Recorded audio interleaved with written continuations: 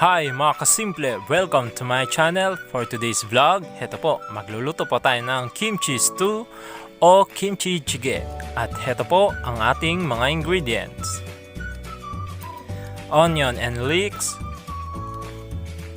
asin, asukal, red chili powder, red chili paste, kimchi juice, kimchi, tokwa, pork liempo, at pork stock. Ilalagay ko po ang full details ng ating mga ingredients sa description box at mag-start na po tayo.